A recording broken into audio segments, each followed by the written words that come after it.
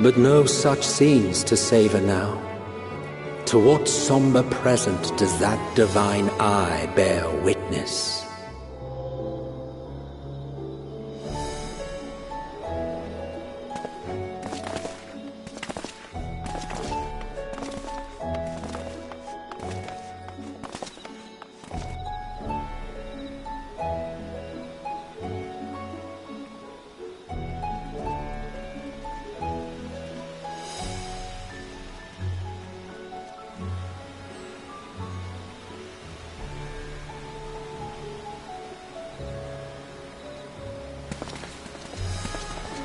Here we are, Megadota.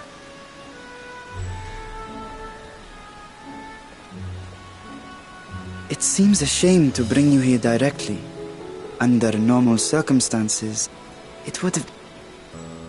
And it would have been our pleasure to see them. Alas, it seems our tour of the city will have to wait. I'm afraid so.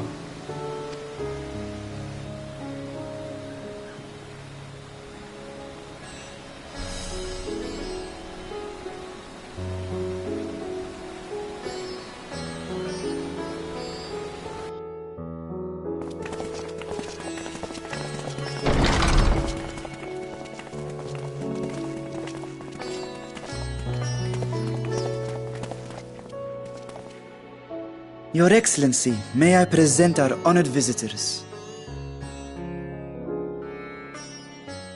Ah, splendid. Most splendid. Allow me to introduce myself. I am Ahawan, satrap of Radzat-Han. Our alchemists tell me your assistance was invaluable in the creation of the warding scale. Such deeds ought to be recognized in person. Thus did I have young Varshan convey you here forthwith. On behalf of my people, may I express to you our sincere gratitude.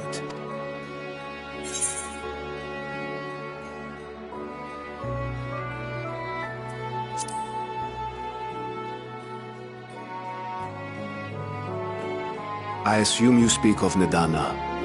A regrettable incident indeed. Her colleagues insist that we honor her wishes and trust in the talisman, that it will be instrumental in saving the... I am eager to...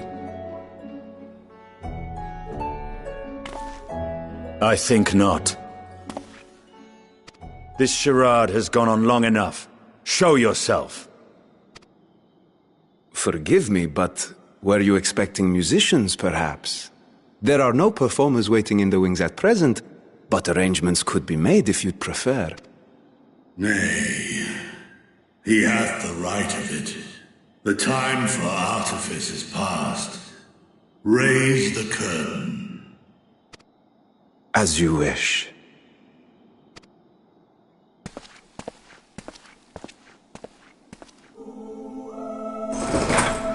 You travel as assistants to the students of Valdesian, but you are known to me.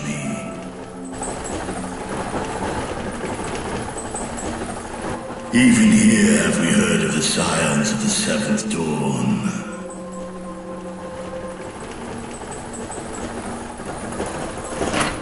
I am Vritra, and for years uncounted hath this isle served as mine abode.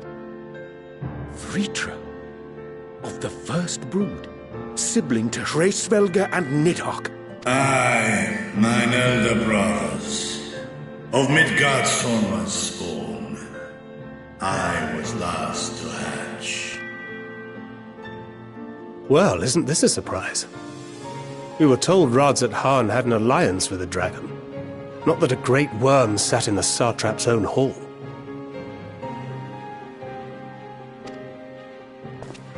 A necessary subterfuge, as the true tale of our nation history illustrates most effectively.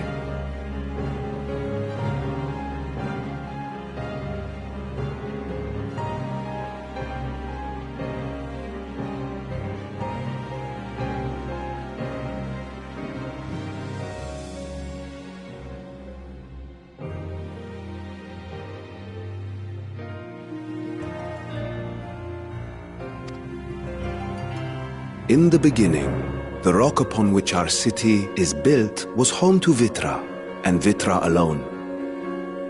In time, the ancestors of the Matanga came to the island and established a foothold. But never did they dare disturb the worm's lair. Next to arrive with the Aura.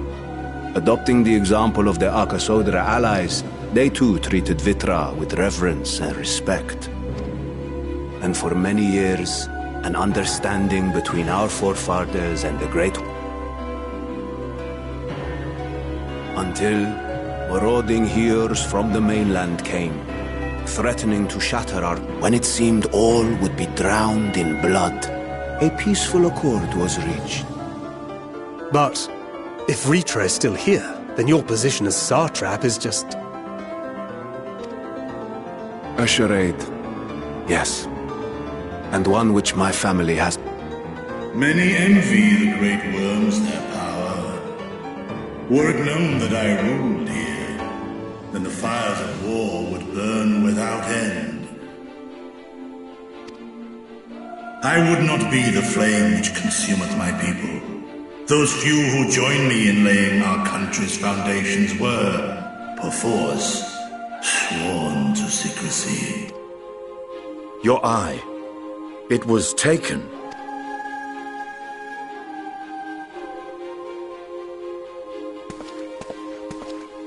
'Tis here, buried within the semblance of flesh. The body before thee is but a simulacrum, constructed by the finest artisans of Razathan.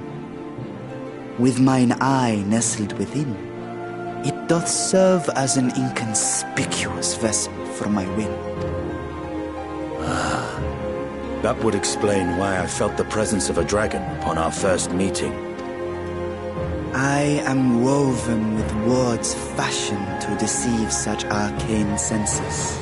Though 'twas short-lived, it seemeth thy fusion with my brother hath left thee much altered, Estinian warm blood.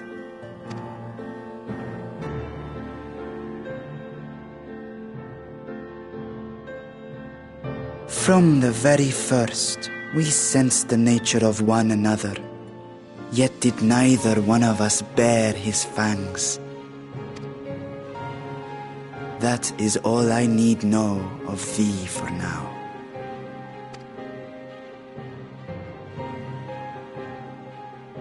With my secret thus revealed, I have for you a proposal.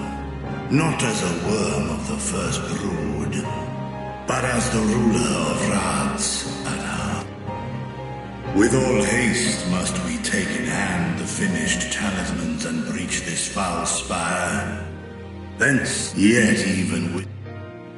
And thus denied strength in numbers, thou must choose thy soldiers with.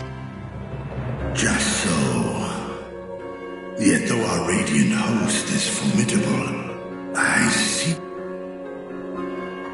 Thou and thy comrades have contended with a multitude of primal beings. Most recently, thou didst cast down false gods in Pagalthan and Cartanau, I am told. 'Tis upon that strength I would call. The Scions have proven themselves the most capable, and I ask that you serve as the tip of our spear. Talismans would, of course, be provided for each of thy companions. And should you agree to this undertaking, more will be provided to make use of as you see fit.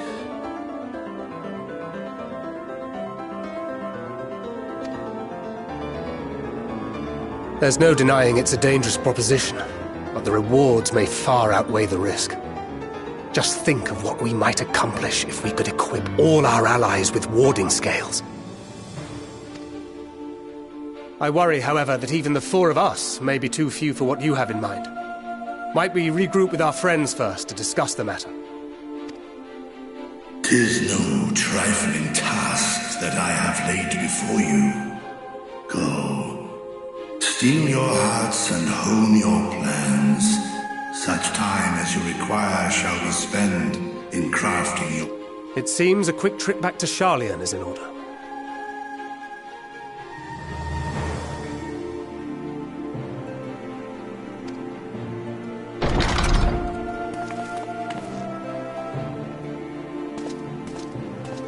Wilt thou not lend thine aid?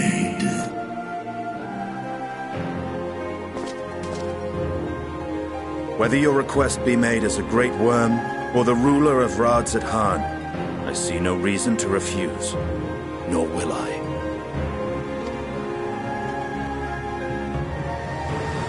I am in thy debt.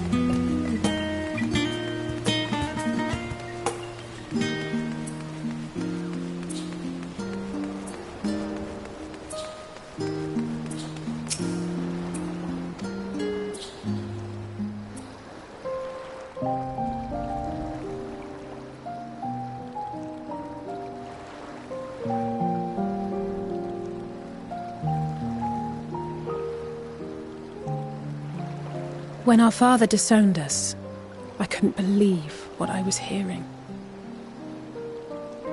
It wasn't until much later that... Do you remember when the... Grahas said that the Forum was determined to keep us in the dark, and that Father's... perhaps it was? And when he demanded what justifies the sacrifices we make, neither did Alpha know. It was only... If I could have just mustered a civil response...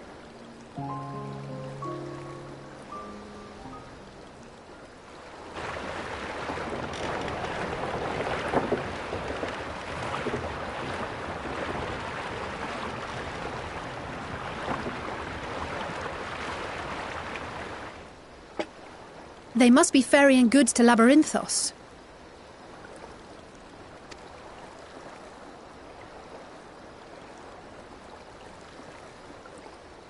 A vast complex beneath the island. Sharlayan is fate. Our living library.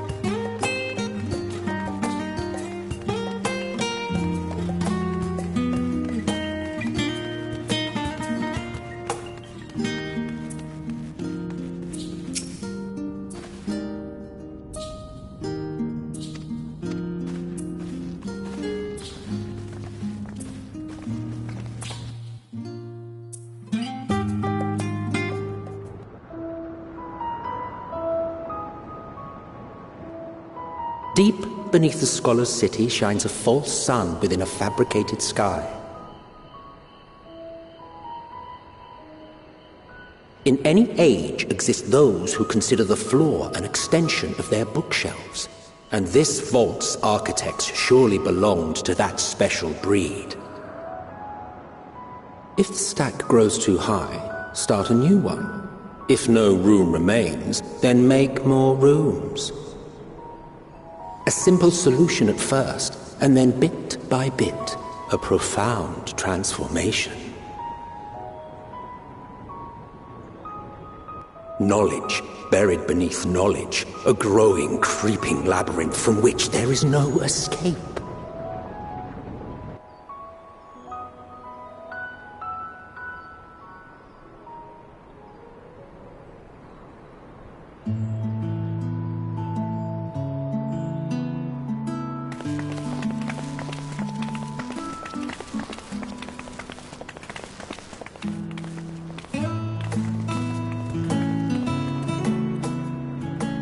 Not what you expected.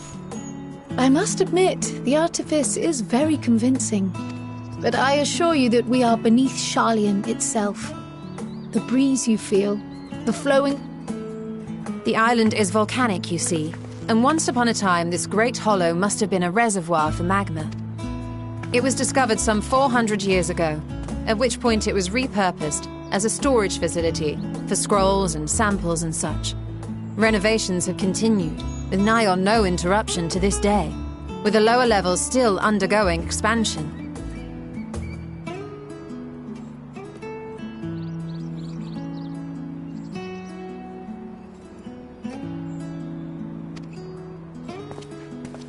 Aren't those people gleaners?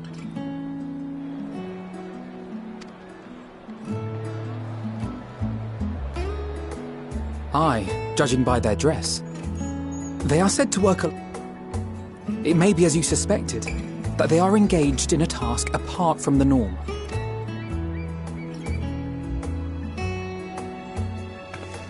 Let's spread out and get...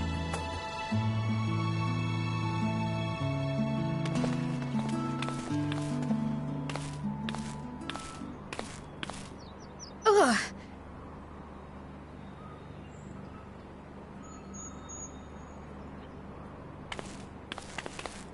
Did you call to me just now?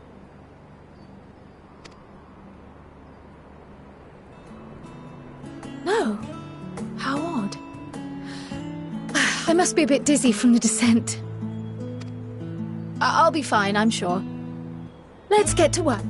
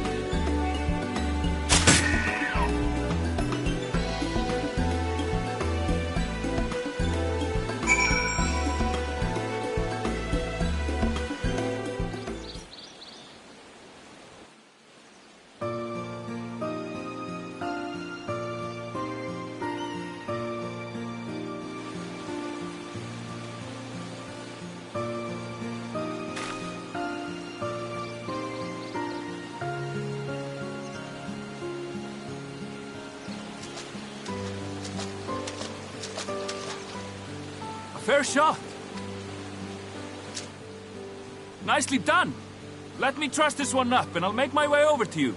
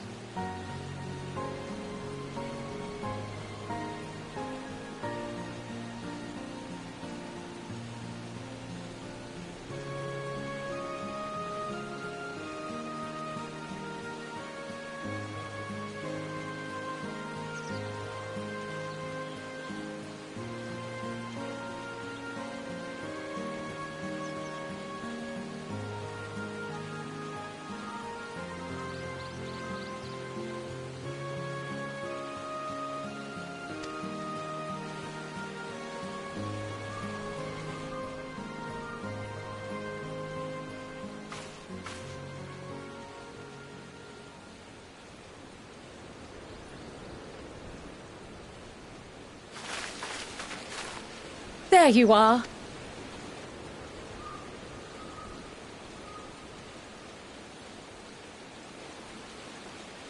So you met with that gleaner again, this time to... I understand catching and bringing in creatures from the out...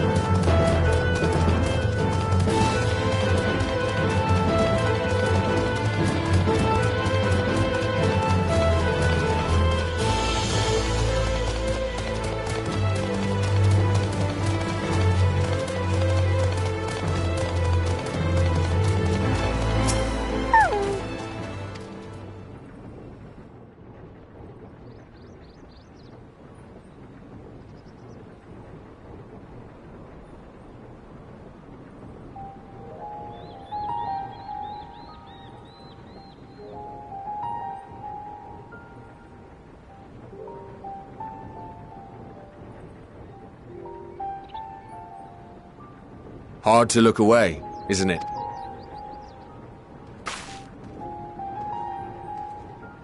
But they're more than pretty flowers.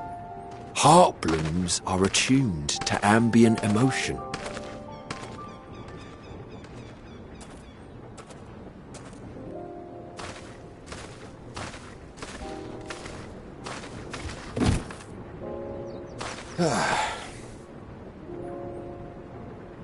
You don't seem convinced, but believe me, it's true.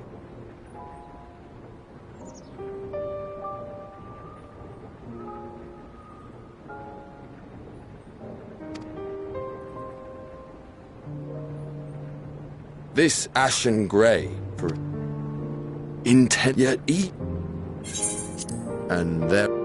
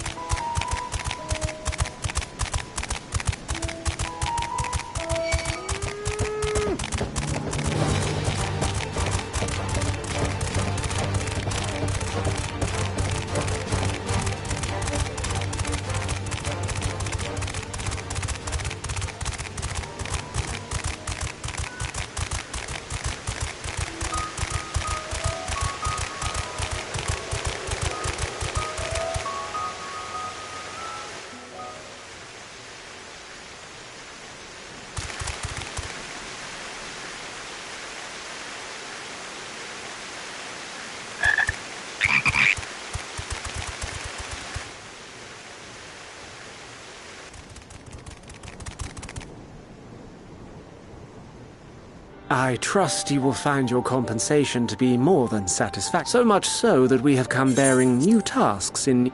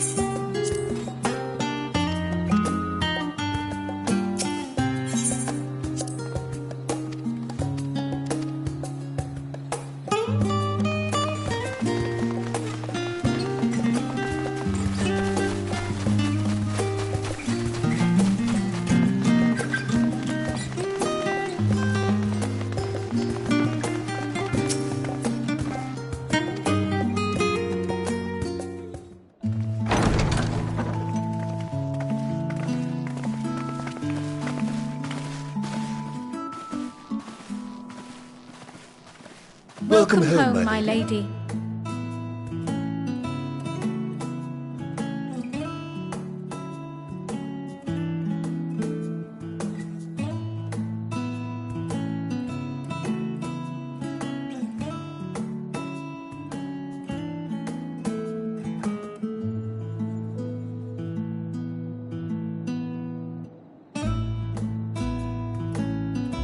What?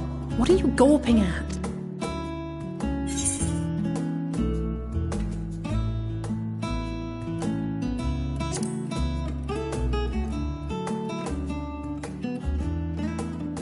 I'll have you know I'm quite fond of the Rising Stones.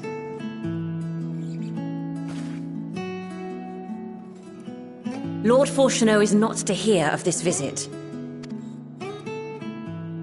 And I should also like the children to have their gifts, ere my husband makes his return. As you wish, my lady.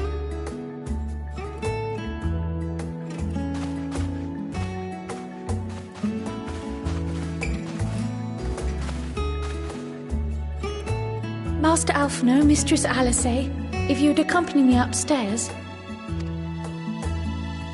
We shan't be long.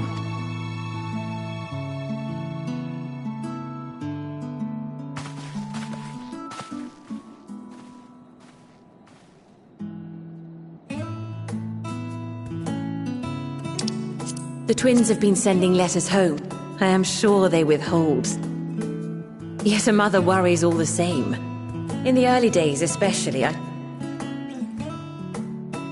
Fortunately, they have found the strength to overcome the triumphs and defeats, the joys and sorrows. It is clear that they have come to find value. But of those they treasure most, it would seem that meeting you might be the most impactful. Why, since that fateful day, I do believe there has not been a single missive in which...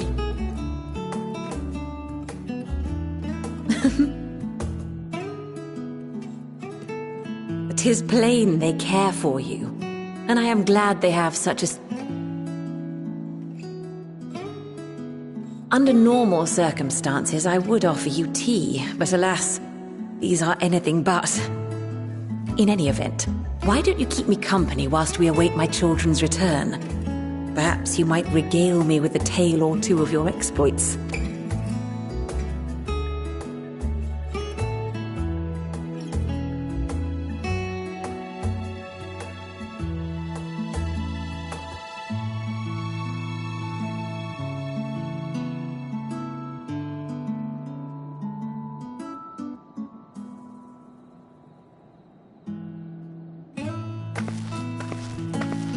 When you mentioned gifts, I wasn't sure what to expect. Mother,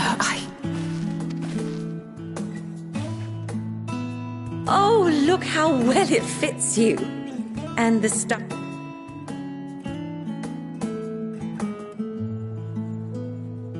It's perfect. Exactly what I would have chosen. But please, tell me you had something different made for Alphino.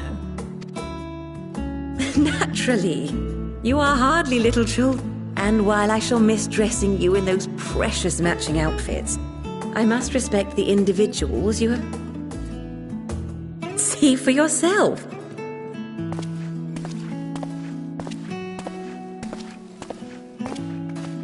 Thank you for the splendid clothes, Mother. Stylish, comfortable, and eminently practical. I am so glad you like them. They are...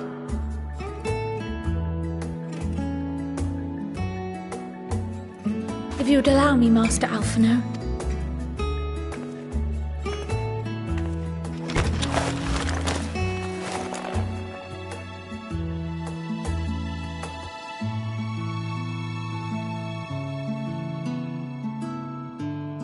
Wait. Are these... A sage's tools of the trade.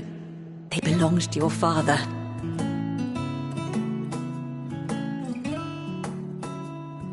Though he may as well be chained to his desk these days. As a student, he was often called upon to He wielded those armaments, both to heal and to harm in no few battles. None so fierce as those you two have braved, perhaps, but battles nonetheless. Thus did I pull them out of storage. To show you that he was not always the man who stands in vehement opposition. And also because it would be a terrible waste of ridiculously expensive House Leveilleur commissioned artistry.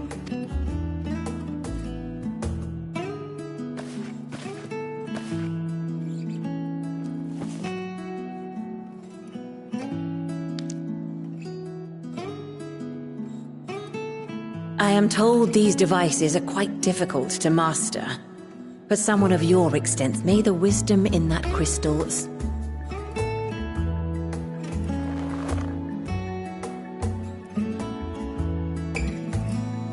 We will, Mother. My final gifts to you before you run off are... Firstly, Fortunato has ever been a serious man. But it was only after you were born that he truly lost himself in his work. I may not know the Forum's inner workings, but I know your father's. The timing of that change in him holds some significance. Secondly, do not seek to best your father with words. Far better that you simply show him. Let him discover the merit of your actions. After they cannot be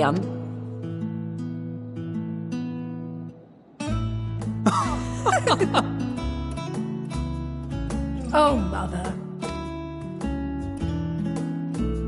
We shall take your wisdom to heart. Thank you again for these gifts, and farewell for now. Safe travels, my children. Eat well, stay warm, and keep your friends close.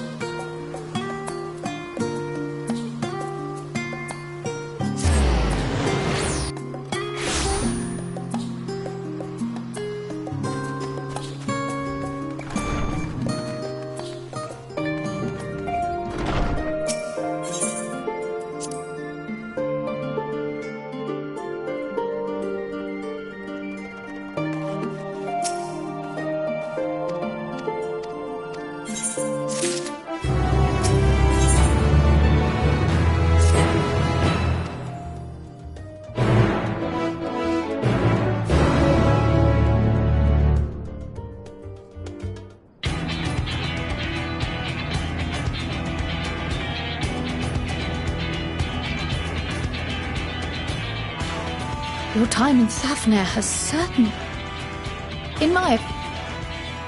I agree. Simply press... I wonder, even with the protection...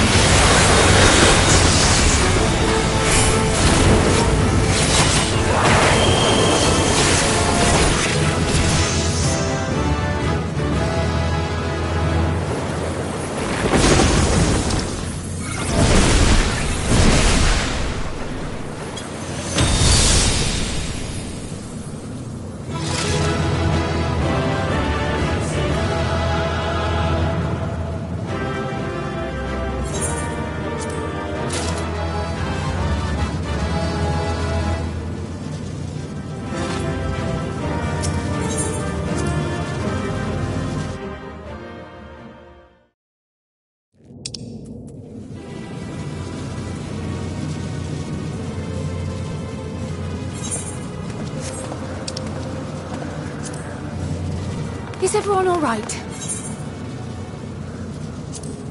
We fortified the captives with what magics we could.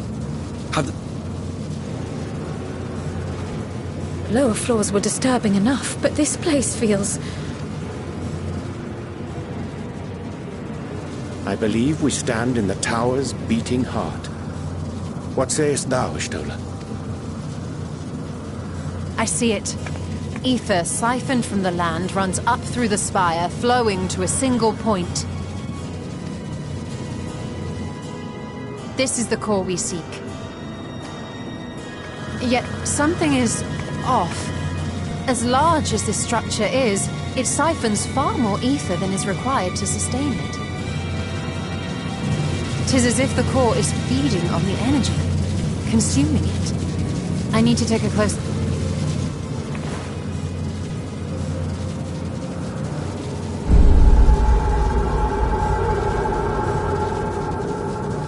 Curious.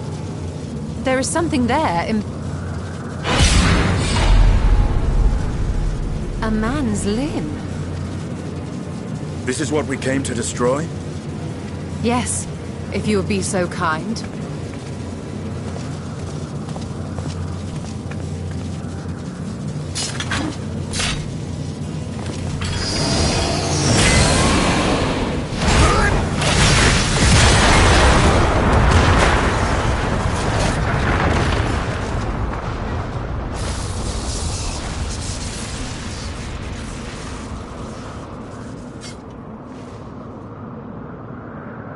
And that should be the end of it.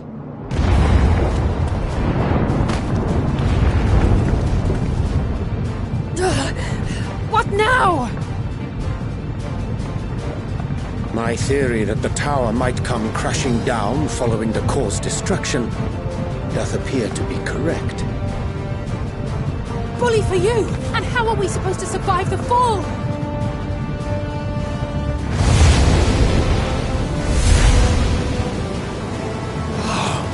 What of the prisoners below? The floor beneath our very feet dissolves. Brace yourselves! I pray I'm not too late.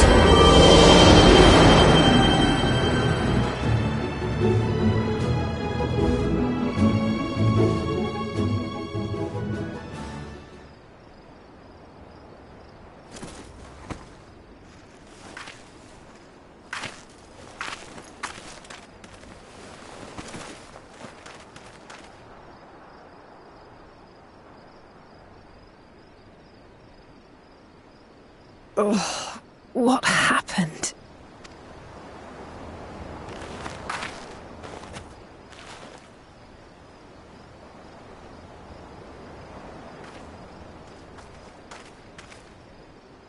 By my reckoning, we're still on the island where the tower stood, but hardly a scratch.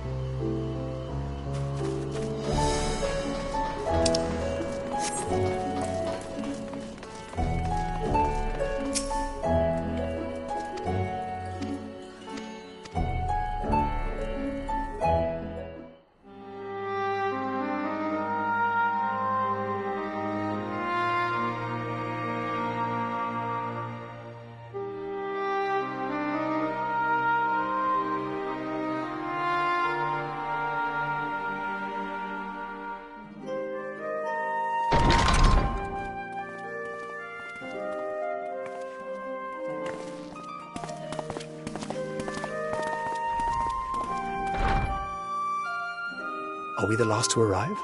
I hope we've not kept you waiting. Not at all. Your comrade is feeling better, I trust. Much better, thank you.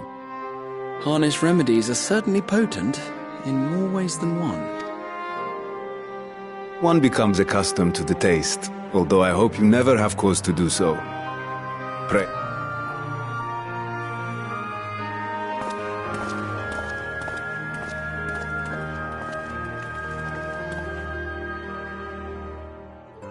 Full glad I am to see you all unharmed.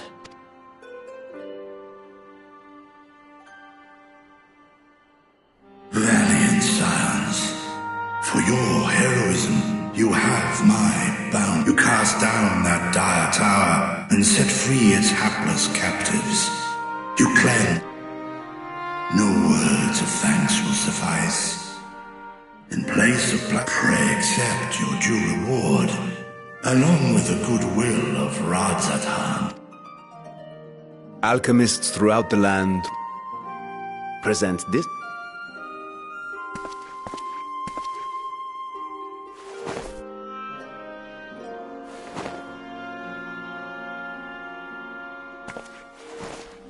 We are humbled by your generosity.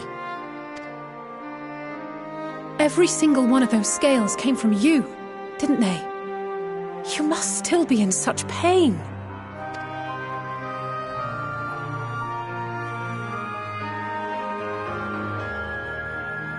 "'Tis of no moment, a mere annoyance compared to the dreadful suffering inflicted upon this land and it.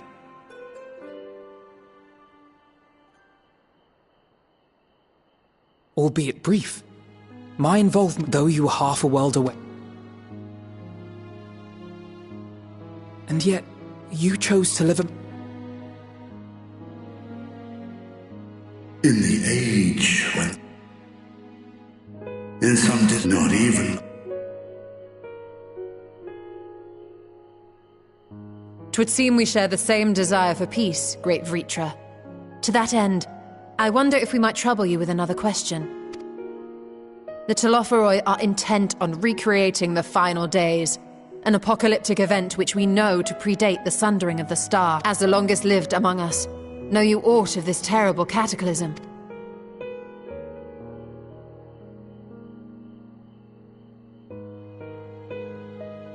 Nay, when war and strife drove my sire from his home, he crossed the great expanse with only our unhatched eggs as company. He alighted upon a shattered source, its 13 of events preceding.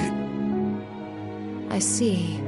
So again, 'tis the inscrutable Hydaelyn to whom you must look for answers.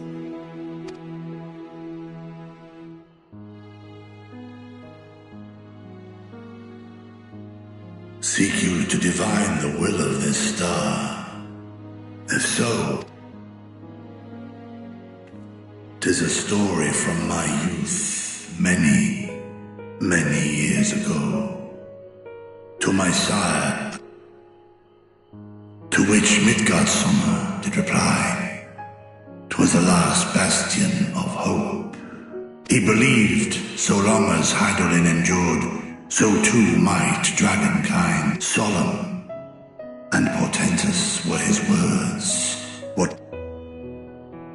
Yet take you solace in the knowledge that whatsoever Hydaelyn does strive towards, 'tis an ideal which hath earned my sire's. Thank you, Vritra. You've given us warm reassurance in a world gripped.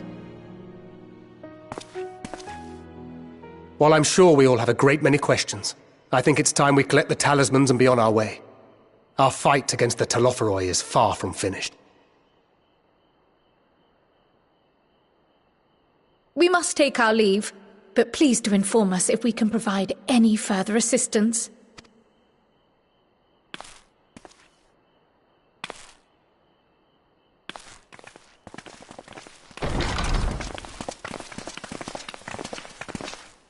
Prithee, a moment. There is one whom my sire hath judged worthy of honor and respect. the one known to men as Eorzea's champion, this hero of renown and rumor, 'tis thee.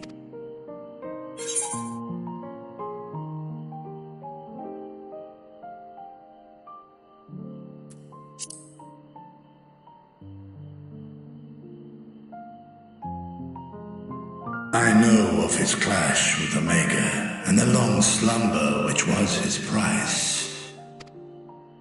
Yet even closed in sleep, my father's eyes are far from blind. He is watching over thee, watching over this world. 'Twas a revelation most pleasing that thou, a child of man, had gained Midgardsormr's trust. But alongside mine elation runneth a rivulet of dread, for upon thy life's reel wind too many threads of fate, power, weal enmeshed with woe. Amidst this tangled knot thou shalt know no rest. 'Tis an endless confluence of forces, a struggle without surcease. More terrible still is the attrition wrought upon thy companions, as they are swept up in the storm of thine existence.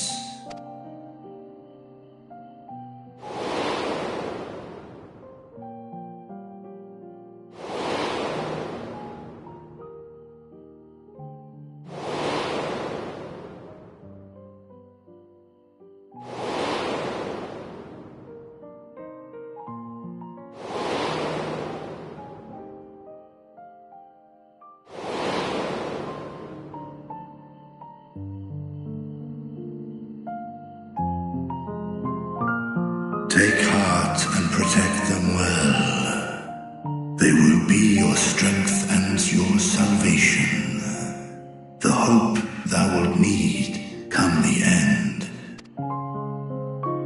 Even cowering behind my curtain, I know the suffering of the powerful. I have watched my siblings driven mad by loss. Thus do I exhort thee to spare no effort to keep thy loved ones safe.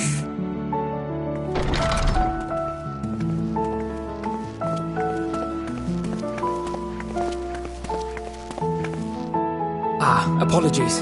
We hadn't meant to interrupt.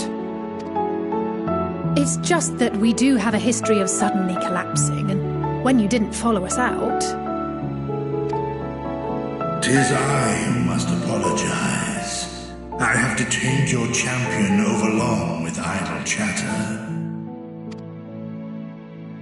Go. At war's end, I pray I welcome thee back into my hall, where together with thy joyful comrades, you may toast your triumph.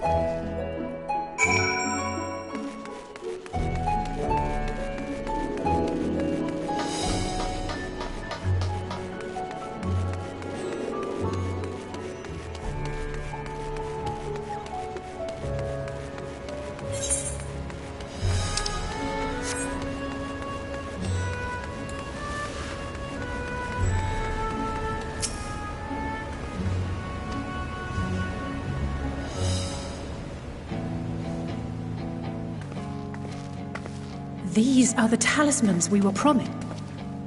Yes, and I made a quick count. There are far more than we could have hoped for. Enough to outfit an entire company of soldiers, in fact. Considering the involved process, that they were able to manufacture so many in such a short span of time is nothing short of a miracle. Once we have distributed them to our allies in Eorzea and the Far East, we'll have a fighting chance to bring down the other spires. Or we could use them to invade Garlemald proper, and strike directly at the Telophoroid's base.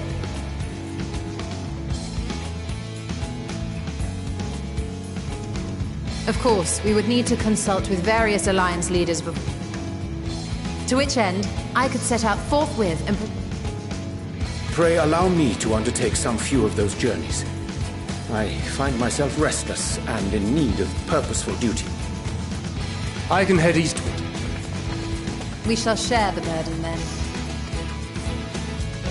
Meanwhile, I think it best that you and the others take the talismans back to the Baldessian Annex. Please!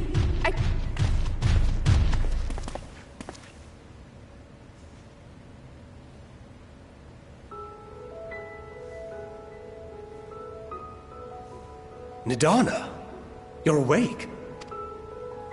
Yes. When I spoke with the carer at my bedside, she told me that one of the scions, a young woman, had cleansed me of the tower's corruption. It seems I'd been asleep ever since the treatment. But when I awoke and learned you...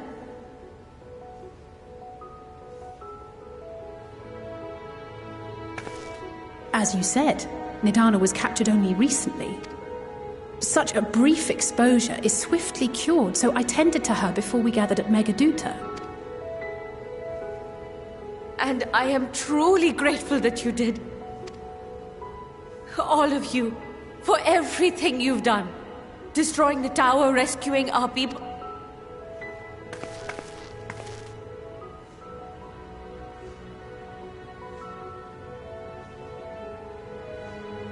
Yet who hath truly saved whom? Due in no small part to thine inspirational courage, the alchemists were successful in reproducing warding scales of proven efficacy. Replications of thy work now stand ready to travel across the seas, unto the hands of those who might wield them against this rising. The talisman? Is this...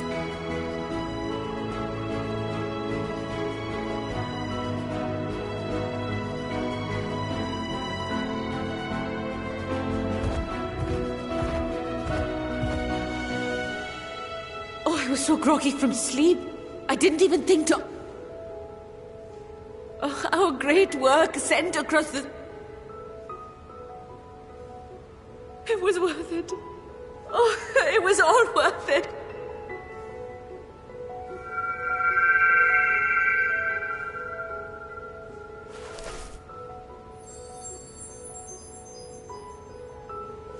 Look at that! Its color is completely changed.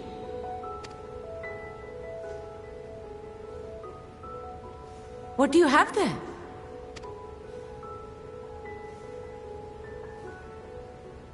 How unusual. I wonder if the effect is a reaction to Akasha. I'm afraid I'm not familiar with that term. Akasha? It is one of the unseen energies defined by Harnish alchemical theory. Though a gross oversimplification, some describe it as an essence influenced by feelings. You imply that it is distinct from ether? As foreign scholars often conflate the two, but we see them as... Ether is an energy which permeates the land. It exists within animals, objects, even the air we breathe, affecting all through which it flows. Akasha, on the other hand, exists in a domain beyond our reach. A gift bestowed from on high, or torn from the heavens in some traditions. Akasha can neither be created nor destroyed. It is beyond our power to purposefully alter or manipulate. The only thing observed to influence it is an abundance of, I want to say, spiritual emotion. As a veteran of the battlefield, surely you've experienced moments of desperation or exaltation when you've transcended the usual limits of your capabilities. That is a manifestation of Akasha, the invisible essence harnessed by heart, mind, and unyielding spirit. I really must hear more about this theory. Our disciplines are based entirely upon the idea that ether is the fundamental form of all energy. I'm glad my haphazard explanation has piqued your interest. But even for us, Akasha is a somewhat abstract field of study.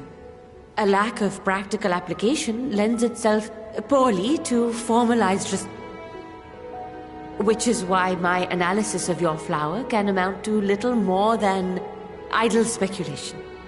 I am sorry. Nonsense! You have nothing to be...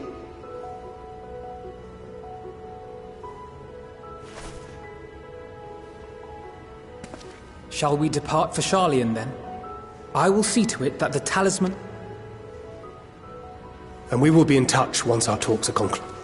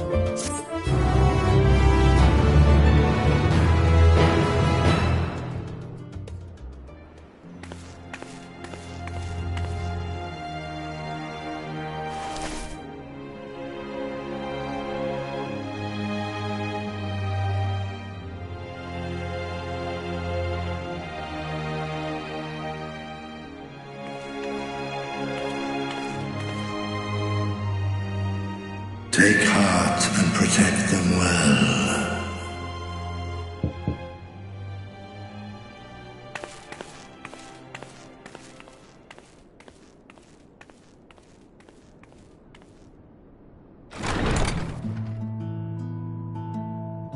Good, you're here. You haven't eaten yet, have you?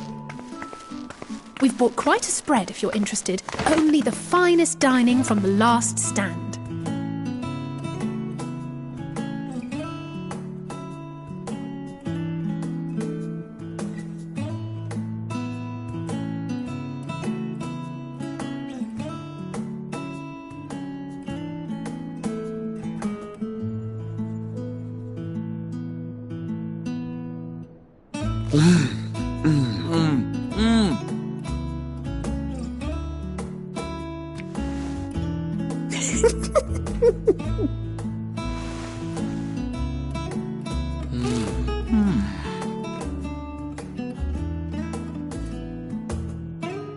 Lest you wonder, we invited Estinian as well.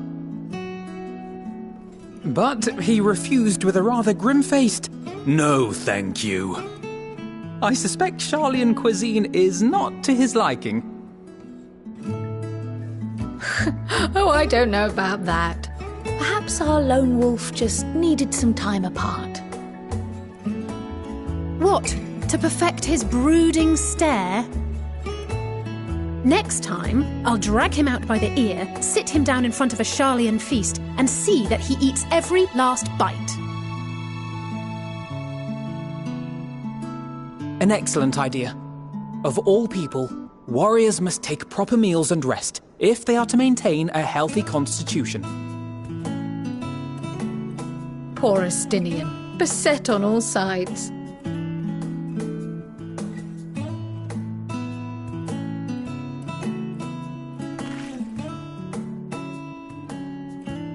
Speaking of one's physical condition, Mistress Quile, I hear you recently played literal host to Heidelin herself.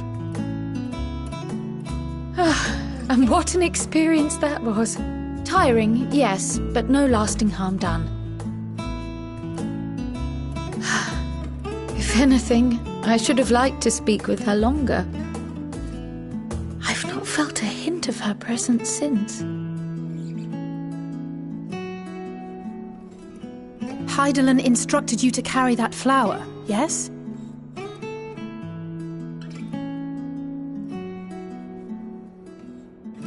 Twill be your guide, test and proof of your conviction.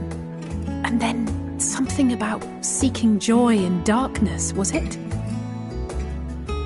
Come to think of it, isn't that what happened with Nidana back in Radzat-Han? The flower did seem to radiate a joyful glow, as if reflecting the elation we all felt, the relief of a people with renewed hope. Indeed, and in turn I felt buoyed by that radiance. 'Twas akin to spotting a beacon and knowing we were on the right path. I know we've not yet triumphed over the Telophoroi, or learned the full breadth of the Forum's plans. But even within the midst of our struggles, we find small moments of joy to sustain us. Rare and hard-won perhaps, but it is this pursuit of happiness that gives us the strength to carry on day after day.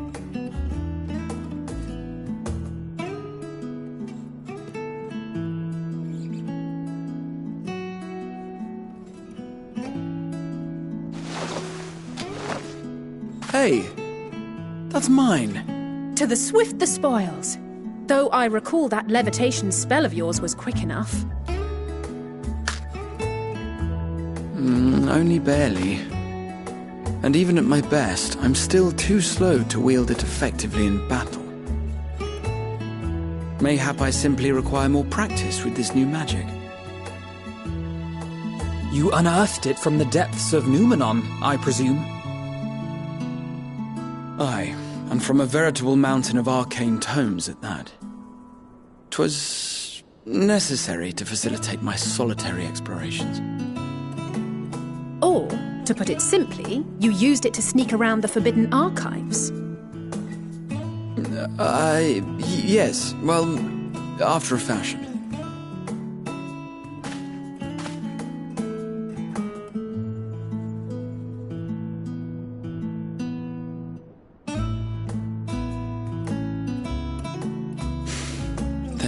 see. The shelves, they're too tall for me. And I could hardly move the library's platforms without attracting attention now, could I? Oh!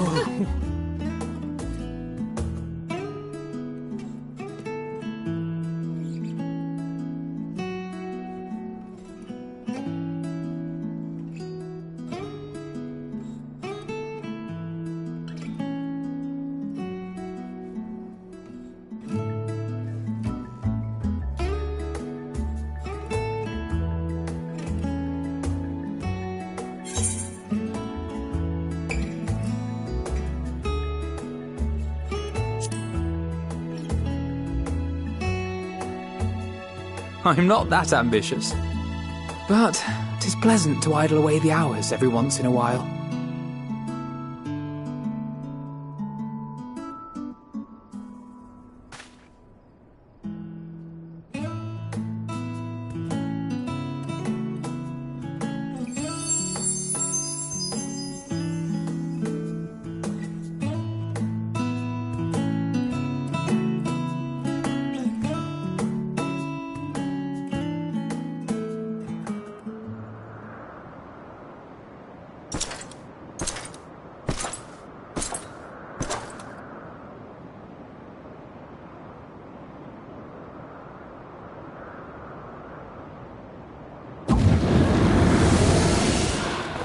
Ah!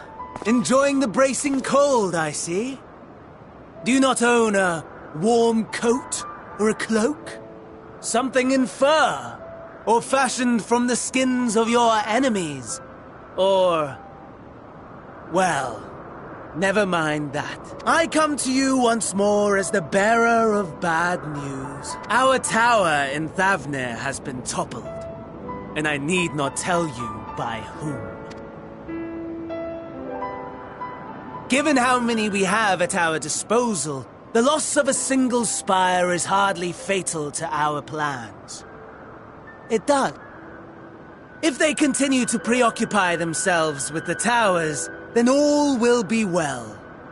But should our foe prove bold enough to strike at us here, then the timing becomes questionable. Our foe is bold enough. Of that, I can assure you.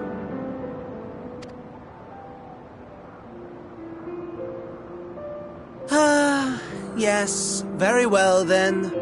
I suppose I must prepare honestly, talk of your nemesis is the only thing you seem to enjoy. Does nothing else spark your interest?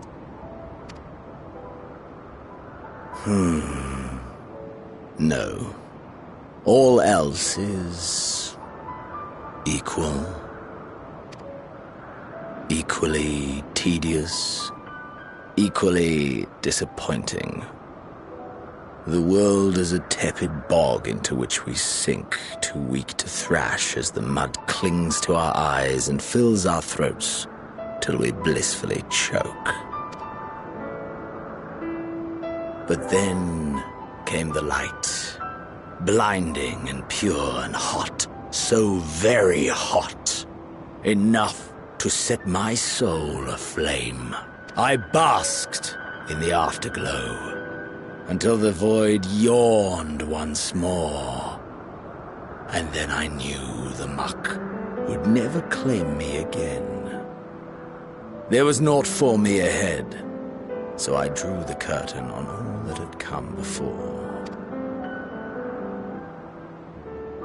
Burn, burn, let the whole star burn. I will have my contest. I will reclaim my moment.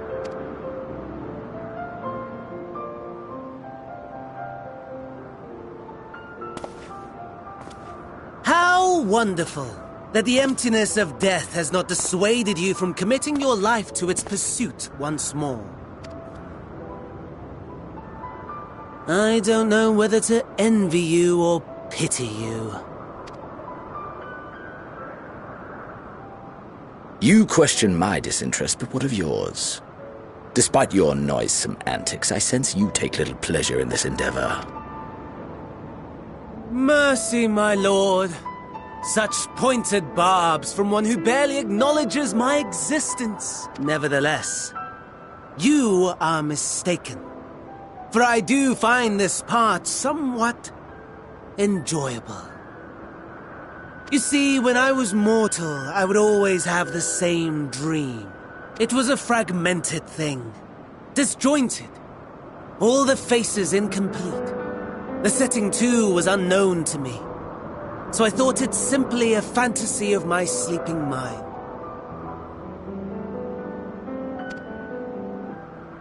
Until one day, I realized it was showing me the truth. Much as your dream of the final days enlightened you.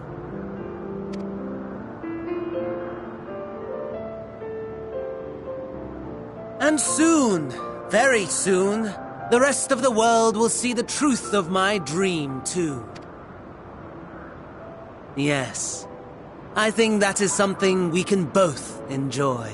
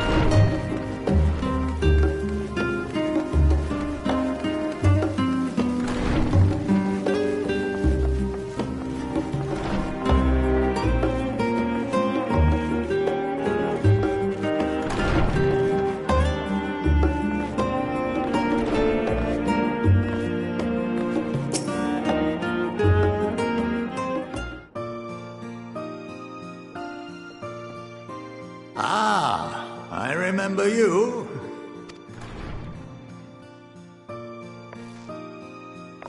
I pray we have not caught you at an inopportune moment. We wanted to offer our thanks for your kind words in the forum.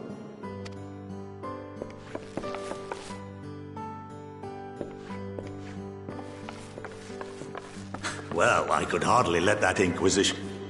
I've always believed that curiosity should be known. Had the vote not gone our way, we would be having a very different conversation, if any at all. Yes, that's right.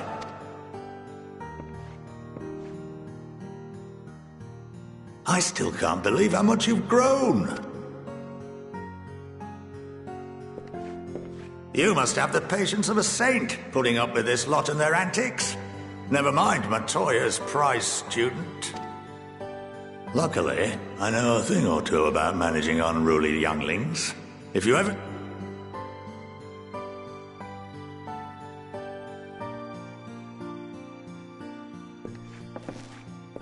If I may, there is a rather more pressing matter we wish to discuss. What can you... Nothing, I'm afraid. Like all humble servants of the Forum. Or rather, I couldn't tell you if I tried. Our duty is of the gravest import. As such, those How is that even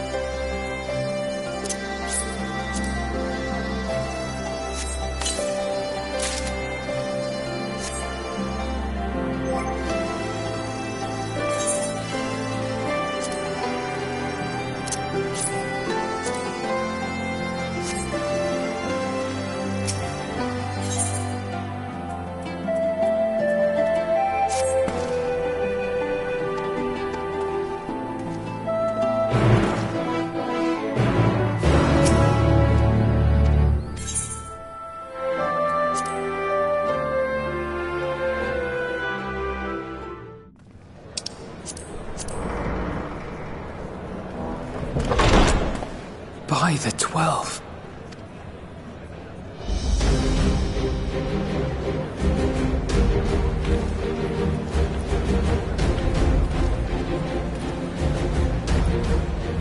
Glad you could join us. I hope you don't mind, but we went ahead and started without me. As you can imagine, our traveling companions were eager to become acquainted. 'Tis a rare thing indeed to see such a diverse and talented group of individuals assembled for a single purpose. We fight not only for the sake of Eorzea, but for the entire world, including the people of Garlemald. Much rides on the efforts of the Ilzabard contingent. Indeed, which is why I am glad to find myself in the company of many trusted comrades, yourselves included. Lucia! I have come at the behest of Lord Emmerich, who has honored me with the role of Ishgard's representative. And for the good of all nations, not least my former homeland, I am determined to see this mission through to its end. We have a hard road ahead of us, but walk it we shall, together.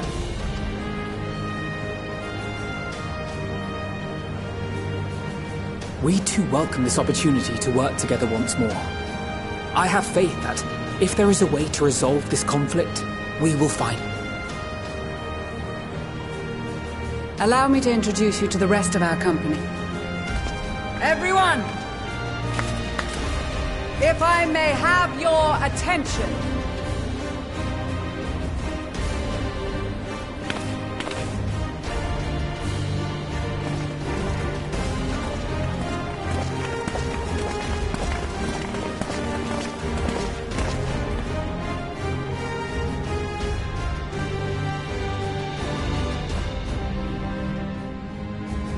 Might I ask you to speak first?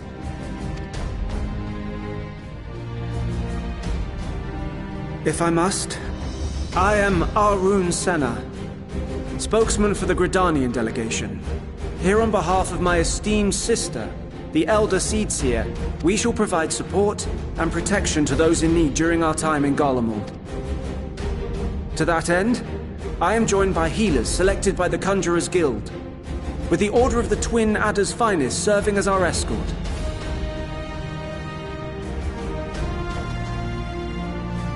Of course, with an experienced white mage such as yourself accompanying us as well, those requiring more involved treatment will be in safe hands. Raya O sends her regards, by the way. Suppose I'd better say my piece. Wait, I know you. The name's Sicard, in case you've forgotten. Truth be told, I'd rather you had forgotten. Any road, the Admiral asked Captain Hilfear to send his best, and for whatever reason, he picked me. Of course, if I'd refused, I'd be the laughing stock of the bloody executioners, and my reputation's taken enough of a keyhauling as it is. But more importantly, like any pirate worth his salt, I know when you're staring down a storm, you gotta trust in the commander of your ship. So if the Admiral wants us to go to Garlemald, not for plunder and glory, but a promise of peace in our time, then that's what we'll do. Since we all know how much the Empire loves its steel, we thought we'd bring along a few smiths to make the most of it. Give them a pile of scrap and they'll cobble together anything you fancy. Of course, just like the Gridanians, we got fighters of our own. We might have come with a more constructive purpose in mind, but we're more than capable of cracking skulls, believe you me. Well, you're certainly raring to go. But then again, so are we. The most dependable warriors of Uldar and Alamigo have assembled at the Sultana and General Aldin's behest. If Garlemald has truly fallen, then the whole place is likely to be crawling with Telophoroi. We'll need plenty of troops to clear and hold a path for others to follow. That's where we come in. Naturally, Marshal Tarapin and I will be leading from the front.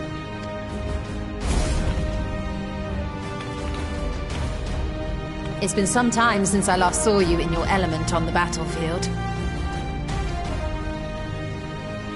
From what I've heard, you've become pretty fearsome yourself. Master Matoya, the avatar of destruction.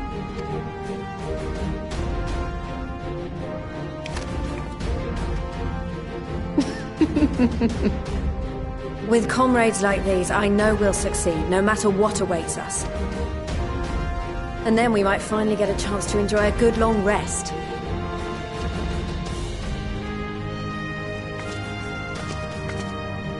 As for Ishgard, we Temple Knights have come in force to uphold our nation's commitment to the peace and welfare of our allies. The bitter cold of Garlemald is a formidable enemy in of itself.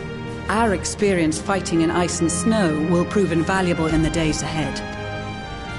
Accordingly, I have been designated commander of the Ilzabad contingent. I will do all in my power to provide you with the leadership and guidance you require. The four high houses, House Hylinart foremost among them, have arranged for a host of machinists to join us on our mission. Their knowledge of Imperial Magitech is sure to be a great boon. They will address any problems of a technical nature, together with the smiths of Limpsa Lomitsa. There is another awaiting introduction. Lord Emanolaine! Ah, yes. Emanolaine de Forton, at your service. Though, lest there be any misunderstanding, I should stress that I've not become a fearsome warrior while you were away. Rather, far from it, actually. My brother, in his infinite wisdom, decided this would be an excellent chance to make something of myself. Oh, and fight for world peace and all that. But, should the opportunity arise for a spot of ballroom dancing, I will be your twinkle-toed gentleman of light.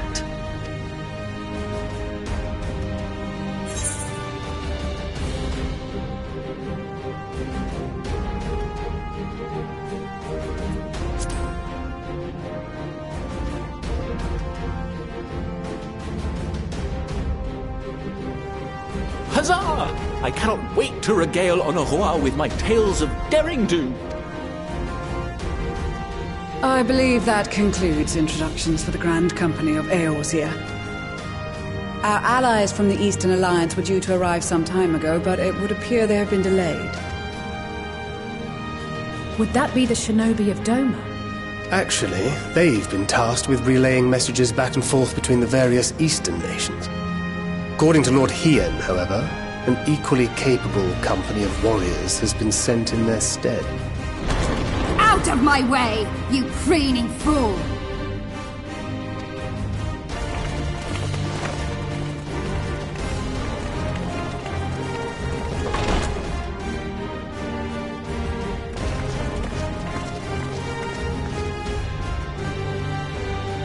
Forgive us for coming late. We are the delegates of the Eastern Alliance. Cyrena, and you've brought company. For battle and blood we come, as the steppe is sorely lacking in both. No towers befoul our lands, so we marched on those of Doma, only to find them beyond our reach. But now our thirst for slaughter will be slaked. No quarter to the enemy! Sadu Hatun, no. We go to make peace with the Iron Men, not war. Warriors of the Steppe, we've heard many tales of your bravery. We welcome you as allies. And these other ones you have brought are... Members of the Dalmascan resistance group, Lente's Tears.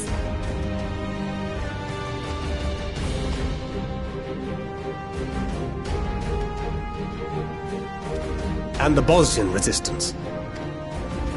Between them, they have a wealth of experience in espionage, and are particularly adept at infiltrating Imperial facilities. Which is fortuitous, since Garlemald's domain is so vast that I could never hope to handle reconnaissance duties all by myself. Dalmasca, Bosnia, Alamigo. All lands which have suffered the tyranny of the Empire. I would never presume to question your motives. Nevertheless, I must reiterate that our goal is to aid the victims of the Telophoroi, the common folk of Garlemald. And they are victims, make no mistake. Though I understand that many may struggle to see them as such. You're more right than we know. For every one of us that answered the call, there were a dozen that refused. Not only in Alamigo, but everywhere we went. And who could blame them? The Empire's always been the enemy. But after seeing what we've seen, fighting and working against and with Garleans, there's no denying the simple truth. They're just people. No different from you or I. They've got their share of liars and murderers, but so do we. So do we all. Fordola, who once swore herself to Garlemald, has proven herself a trusted ally time and time again. Every Eorzean here knows Cid Garland, the Imperial defector who shared with us countless technological wonders. Maxima, who stands with us today, tried to reform Garlemald from within and make peace with Doma. So you can believe me when I say that every fighter here understands and accepts that the Imperials are not monsters and are deserving of help. Or at least that they were able to put aside their feelings for the greater good. It won't be easy, but we're all determined.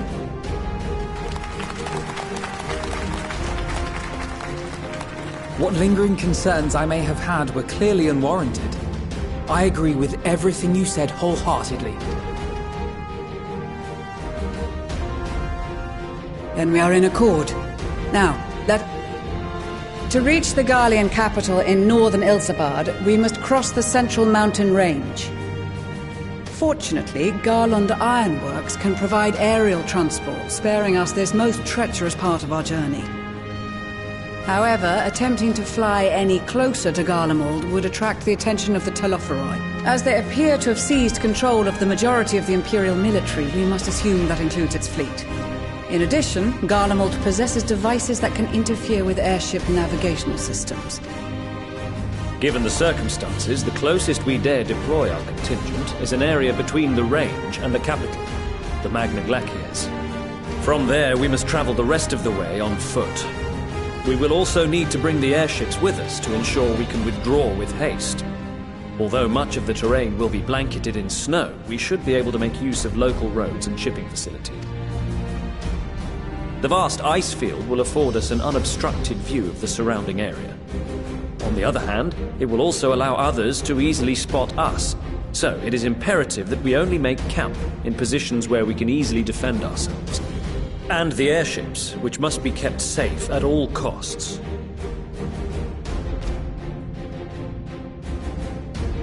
We cannot account for every possibility, so we must be prepared to think on our feet.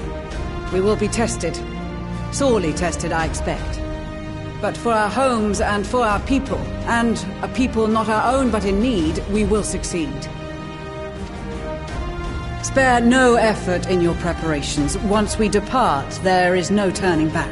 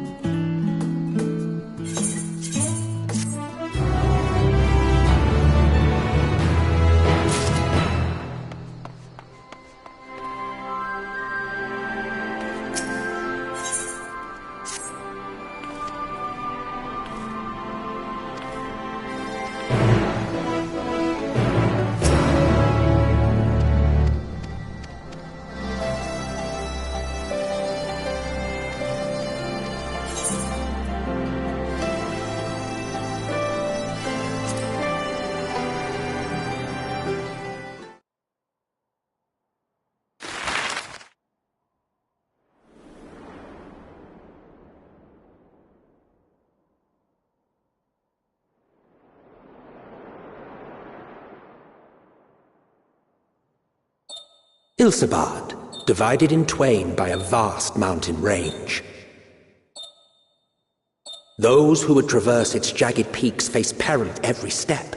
But why go by foot when one can simply fly?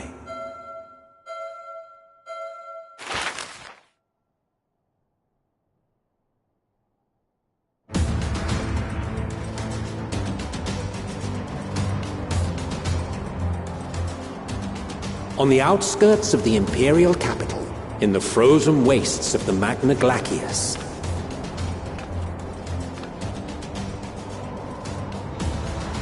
the winds howl in icy protest, as if to warn against further trespass.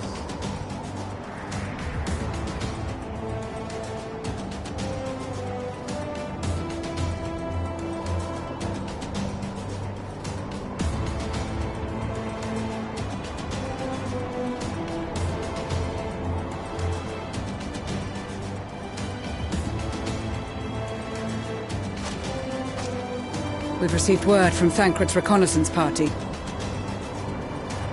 They've sighted a detachment of heavily armed Imperials. Survivors of the Civil War, perhaps? Perhaps, but there is more to it than that. Maxima reports that they're led by Vergilia, legatus of the 3rd Legion, which comprises the bulk of their number.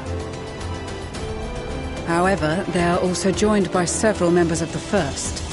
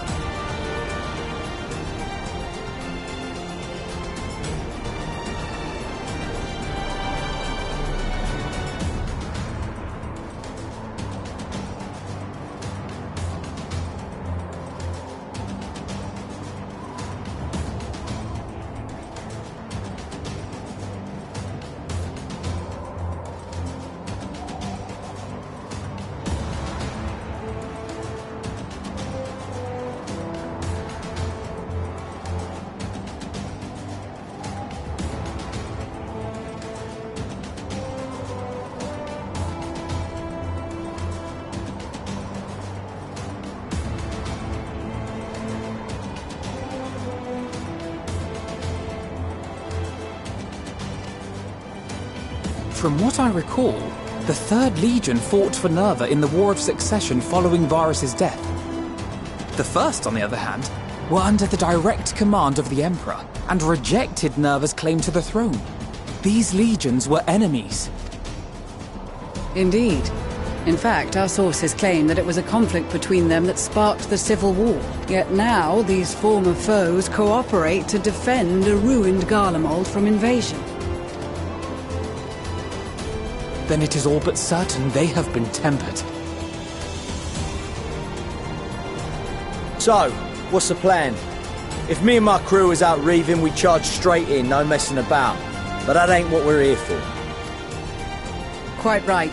Soldiers or no, they are people of Garlemald. The very ones we have come to aid. Direct confrontation is unavoidable. Nevertheless, we must make every effort to limit casualties on both sides. Rather than kill them, I would remove them from the field. How so? Savage beatings, disarmament, and imprisonment? Not impossible, but easier said than done in the heat of battle. Having observed the opposition, I imagine Thancred had something to suggest? He did. He and the other scouts have already infiltrated a supply depot some distance beyond the Imperial Detachment's current position. Stored within is a stockpile of Magitech armaments, and once we give the signal, Thancred's team will destroy them all. In so doing, we will deprive frontline troops of materiel, and likely force the detachment to send men to investigate. Divide and conquer. Not a bad idea.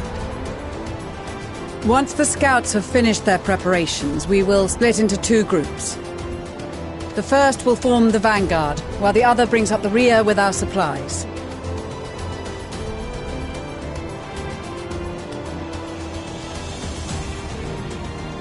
As for the Scions, I ask that you lend your assistance where you deem it needed most. I would prefer, however, that you accompany the rearguard and be prepared to join the van at a moment's notice. Kept in reserve as our trump card, so to speak.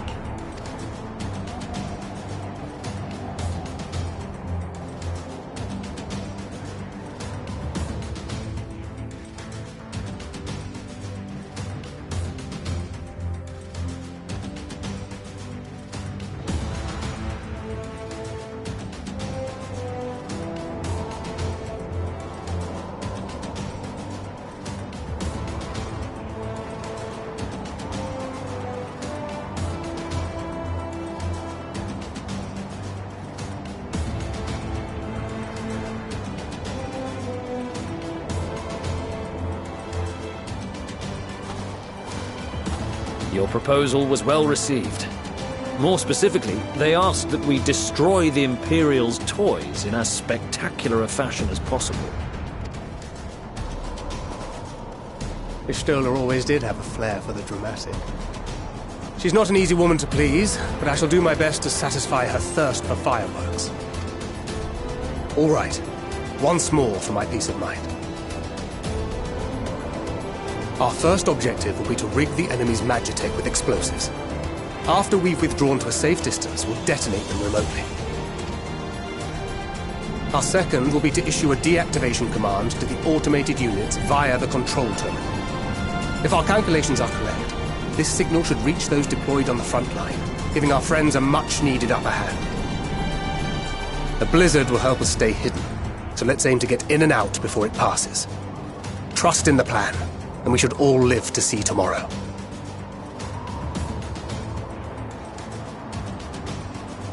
In the meantime, I will relay messages back and forth as the situation unfolds. You'll forgive me if I ask again, but are you certain you wish to play the lone wolf? Wouldn't have it any other way. Call it foolish and reckless if you like, but I'll get the job done. I always do. Very well. I wish you the best of luck.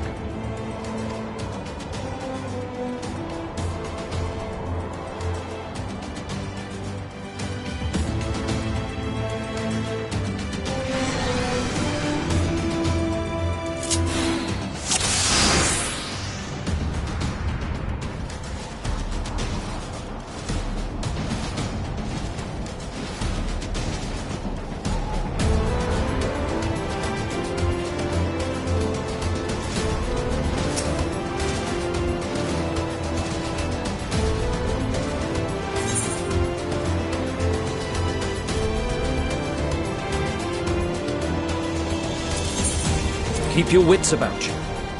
It's done. We only have one shot at this, so let's make it count.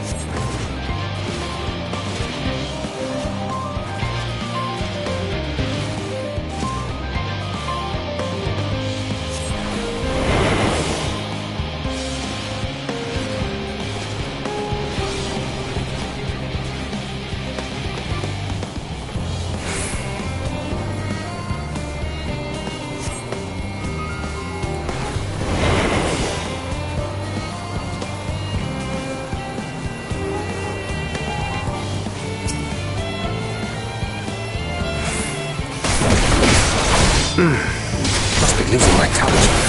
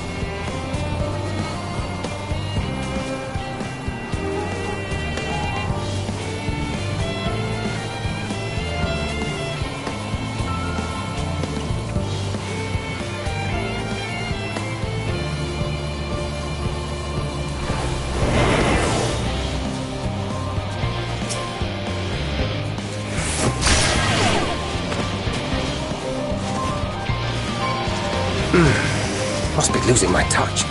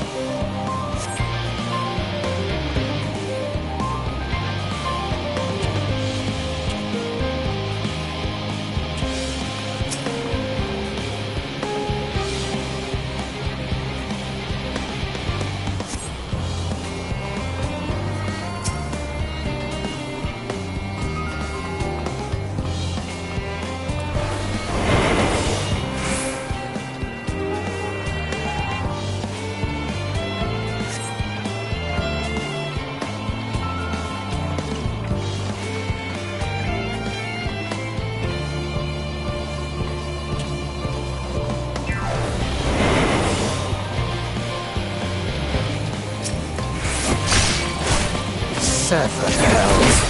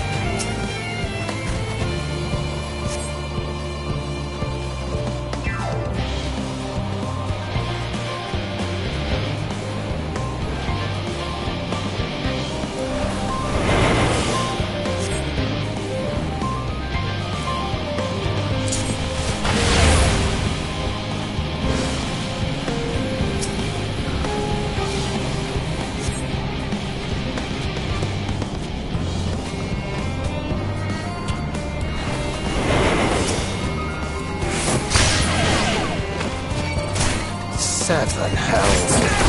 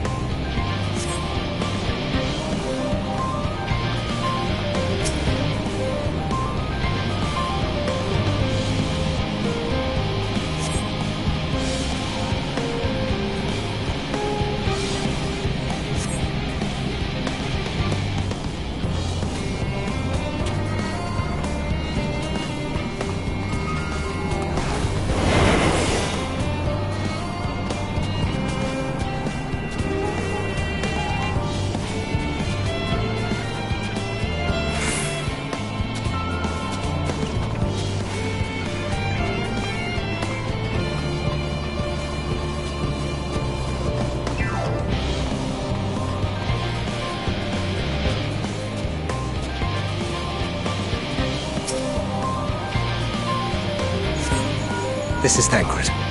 The explosives are in place. Very good. All is proceeding as planned.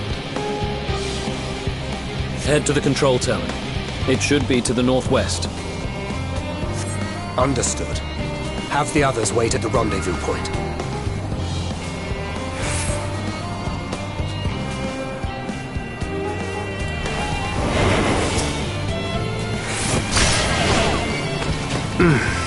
Must be losing my touch.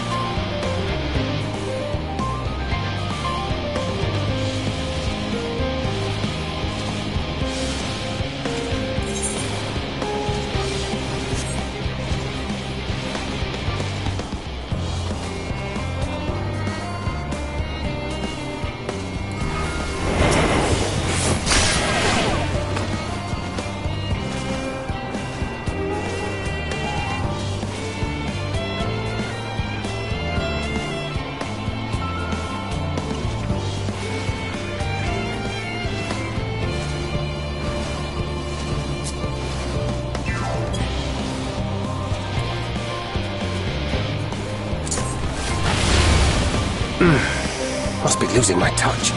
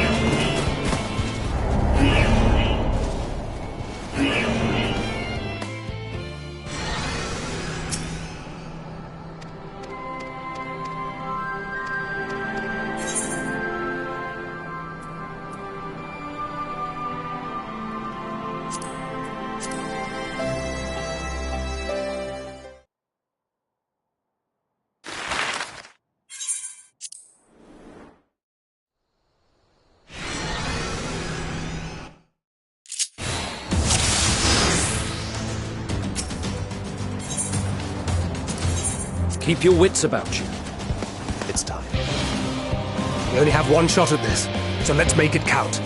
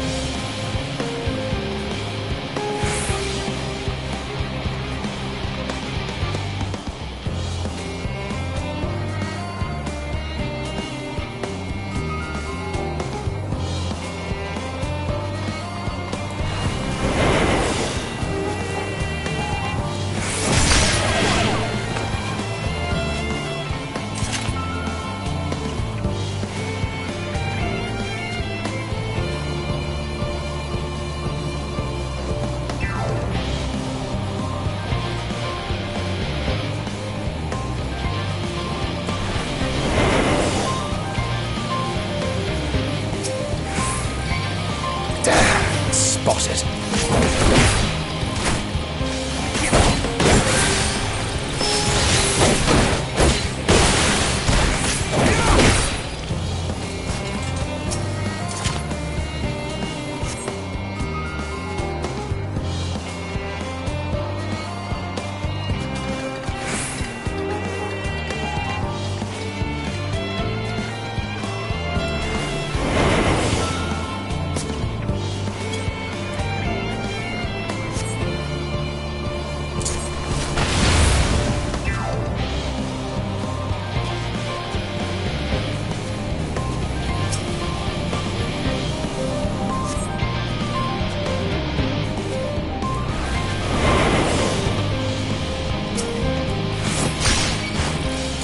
Seven hells.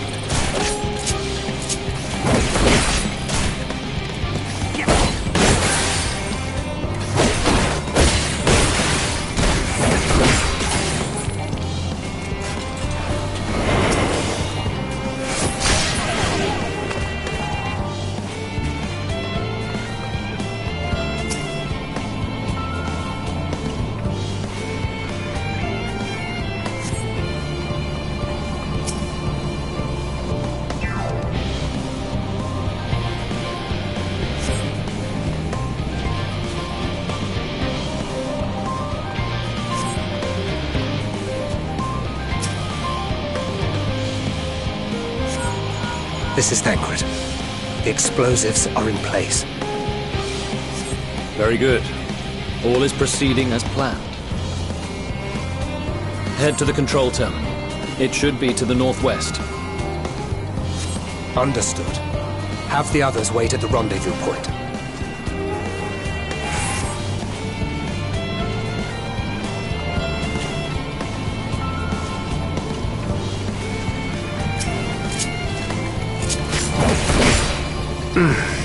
Must be losing my touch.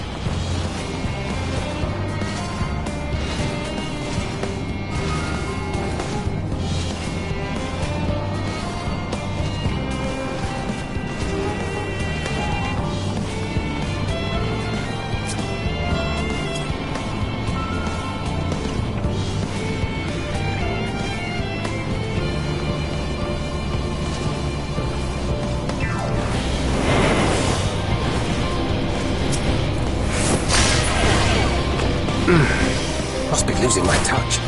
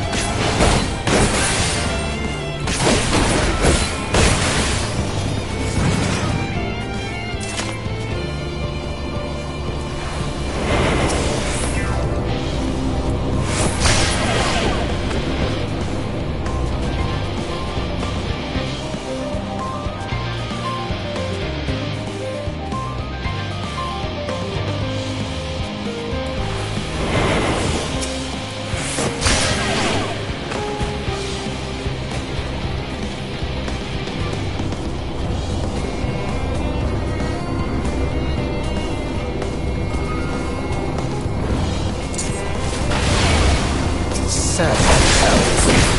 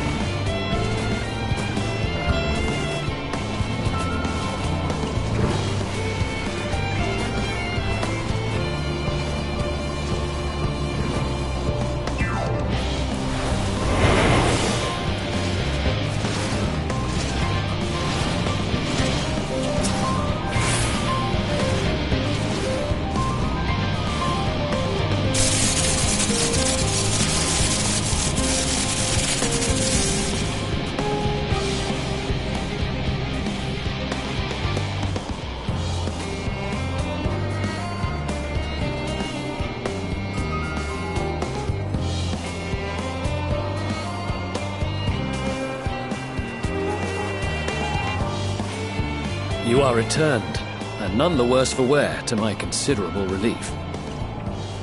What news from our comrades? They stand at the ready. Excellent. Then let the fireworks begin.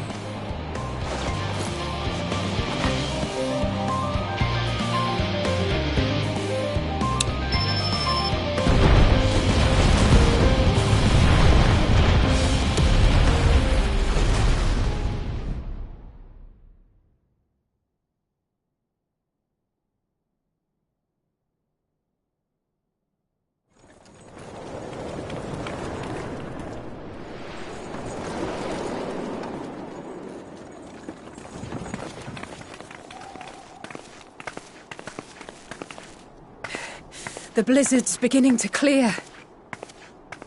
The Vanguard should be engaging the Imperials any moment now, if they haven't already. Ishtola and the others are with them, so I'm sure they'll be all right, but...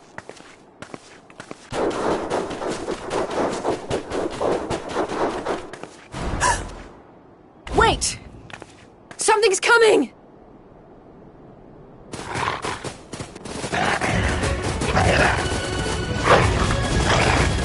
Oi, oi! Looks like we ain't the only ones who sent out scouts. Keep them away from the carriages! We lose those, and we're as good as dead!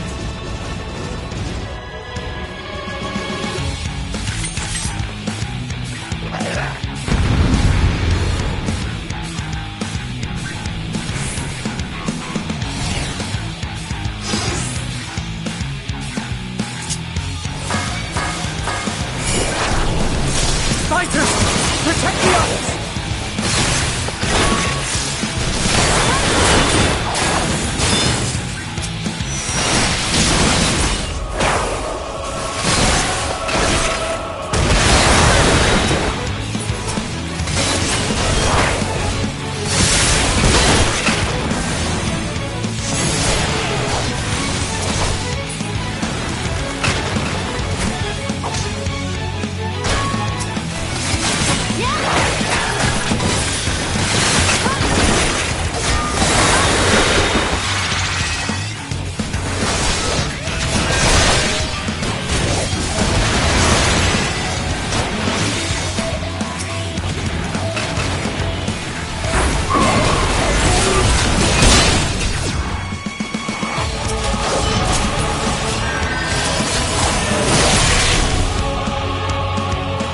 A brief respite, but stay alert. Keep the carriages safe.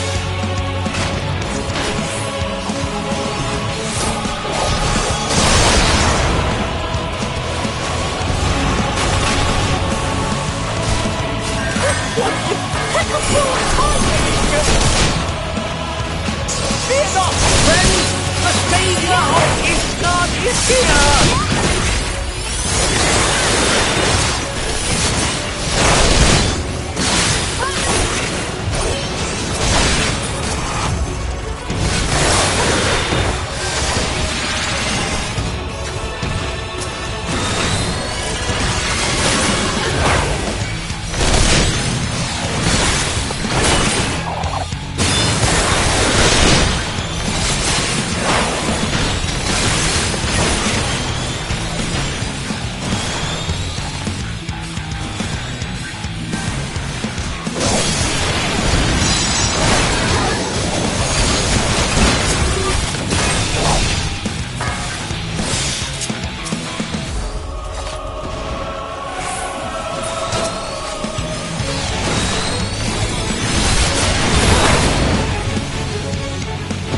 Display, but the other carriages are still in danger.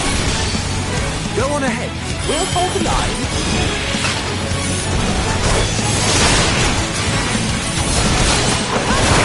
We're the only ones Turn, we put our backs into it!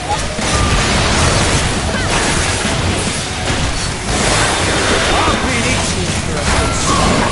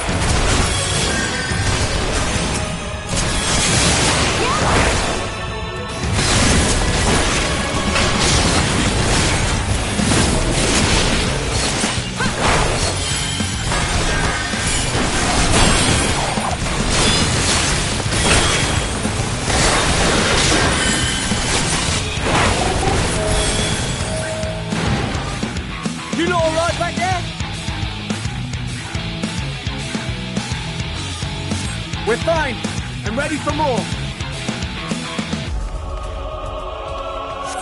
Hear that? Get to the front and turn the tide.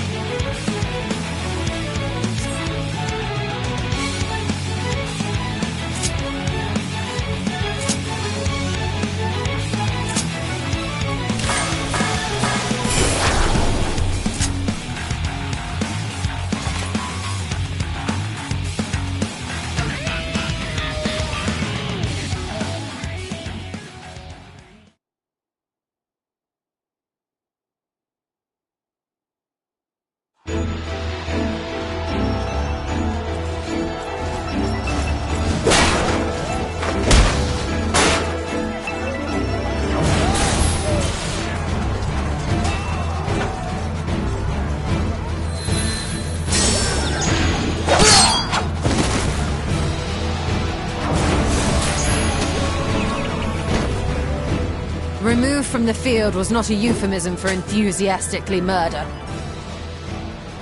It's nothing that won't heal, in time. The trouble is, their tempering has made them utterly fearless. Subduing them would be easier if they had the capacity to submit in the first place. Well, this is the path our young charges would have us walk, and there'll be...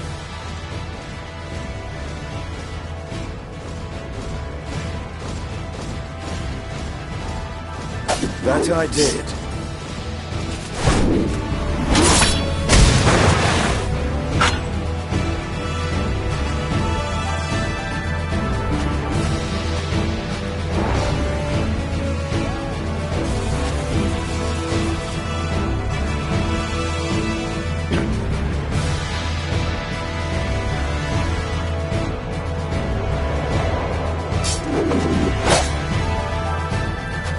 That's Vigilia! Damn it. I need to help the others take her down. There's no end to them!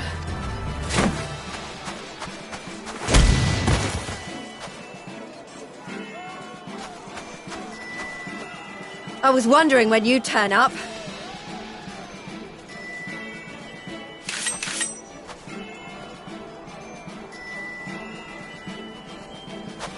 There's no stopping us now. Come on, let's show them what we're made of.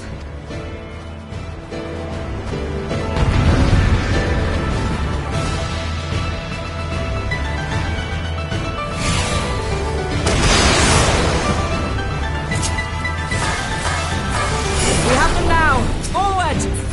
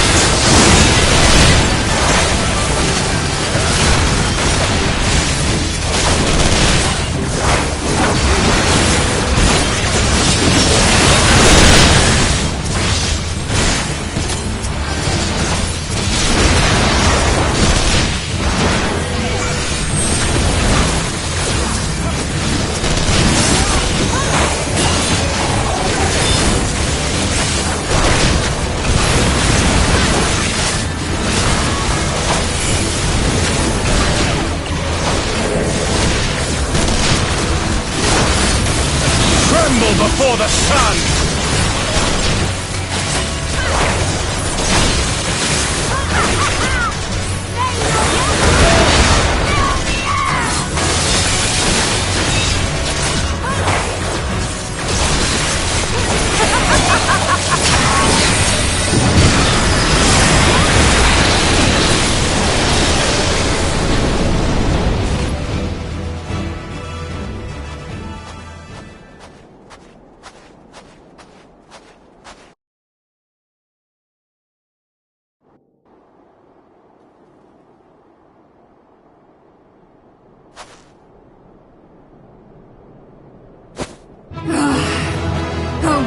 The adversary. Rest, recover, reclaim yourself. Then we will fight again, to the death. Sadu Hatun!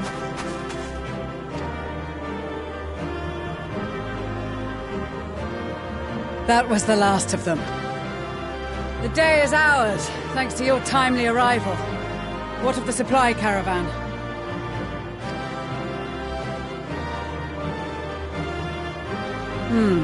Outmaneuvered, but not outmatched. Good. Let us take the Imperials into custody and rejoin our comrades.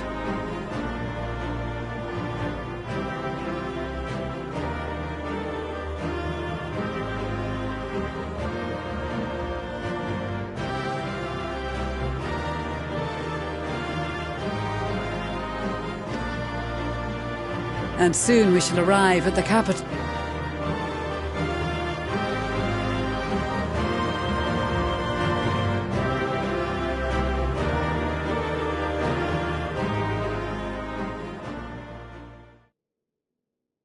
So cold and unforgiving. Thus spoke Emperor Solus as he gazed upon his barren domain.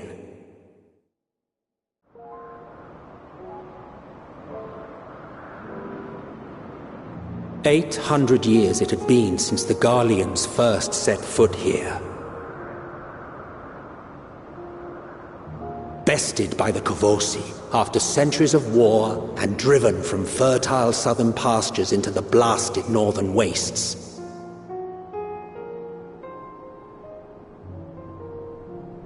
In that garden of desolation, they clung to one another for warmth, freezing, hungry, desperate, hated.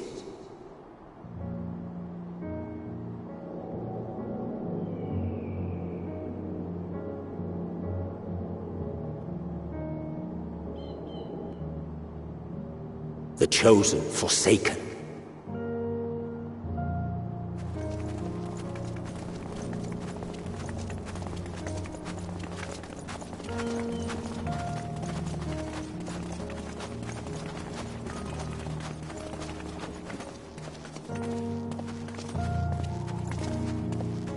In the year 1513 of the 6th Astral Era, a young legatus named Solus single-handedly sparked the Magitech Revolution.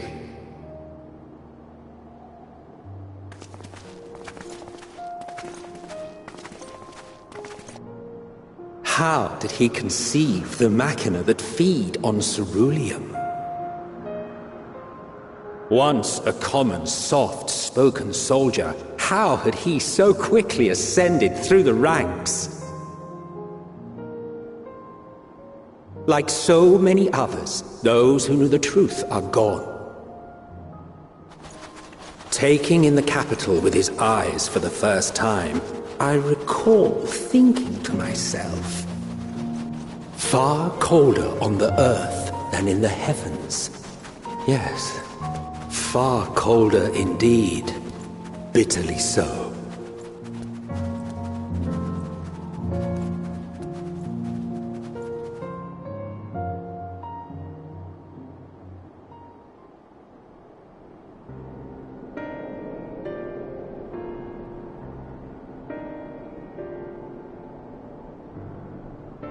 Not so much as a whisper. The roads leading beyond the city walls would have been used less in recent years. Nevertheless, this was one of the most important gateways into the capital. A buzz day and night with activity, aye. Merchants passing through the checkpoint, many of them stopping at the local hostelries. Surely they cannot all have been tempered. We can consider the question after we have made camp. If we spend any longer outside, we may well freeze to death where we stand. The tempered Imperials, too.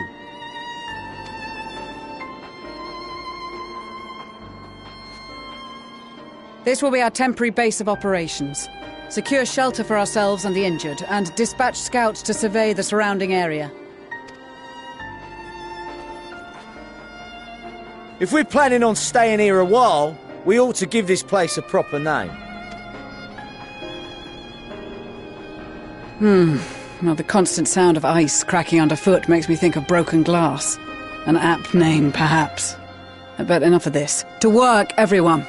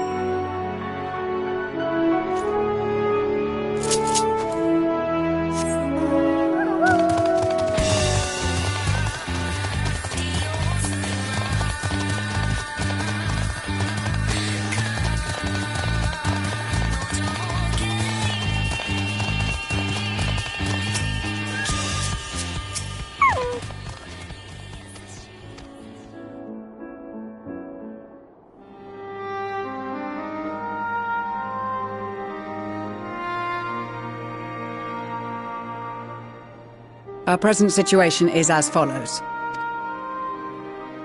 Efforts to aid the people of Garlemald have begun in earnest. Moreover, having entered into the capital, the Imperial Palace is within our reach. But before we proceed further, we must learn what has befallen this city. For therein lies the key to understanding and combating the Telophoroid's designs. I have a suggestion, if I may. Several of the Imperial soldiers we captured on the Magna Glaciers are members of the Populares and acquaintances of mine. Once we have cured them of their tempering, they should be able to give a reliable account of the events leading to the capital's... A promising idea. I will assist the healers and their ministrations. Of course, I will require a proxy of my own, assuming you can spare one. Would you like a hand? No, I am sure we will manage. Better that you take my place in the field. The noxious ether of this place disagrees with me, and as I shall need to draw on my own for the treatment, 'twill be prudent for me to remain within the camp. This talk of curing the tempered is all well and good, but I reckon the cold is a more pressing concern. All the houses round here are fitted with ceruleum heaters that could keep us warm and toasty. Problem is, the machines seem to have given up the ghost, and if we keep sitting around, freezing our asses off, we'll be next. My smiths reckon that with the right parts, they can have them working again, but it won't be easy. Understood. The machinist will assist them in the repairs.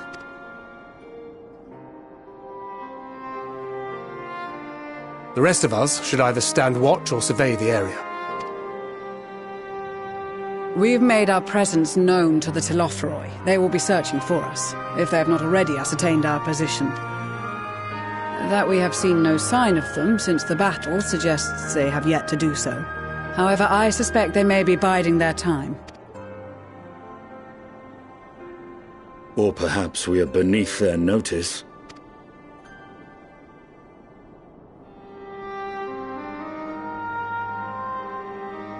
In any event, we'll find no answers standing around here. Urianger, Estinian and myself have visited Garlemald recently, so we'll lead the reconnaissance efforts. Perhaps bolstered by a few Bosnian and Dalmascian scouts from my previous excursion for good measure.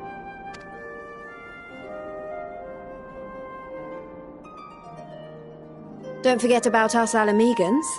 We have experienced scouts of our own. Well now, this is turning out to be a rather sizable team. With such numbers, we should be able to cover a wide area with relative ease, including that surrounding the Imperial Palace. How about you, Graha? I have a feeling we'll find a use or two for that vanishing spell of yours. Twould be my honor to be of service, though I doubt that you of all people need rely on my tricks. That leaves us with guard duty. As a matter of fact, I have something else in mind for the two of you and Alphino.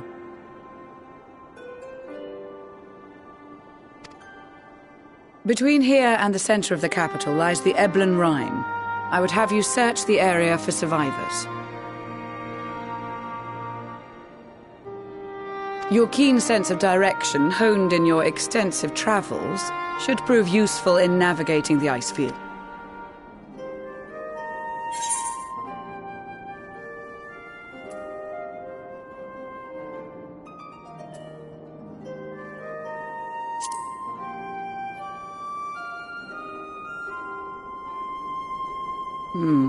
As ever, you do not want for enthusiasm. But given your experience traipsing about through Kurthus, I should be surprised if you let a little inclement weather dampen your redoubtable spirits. And even if that were the case, the promise of hot soup upon your return would surely spur you to action. You all have your duties. Let us make haste. May the Fury bless and keep you.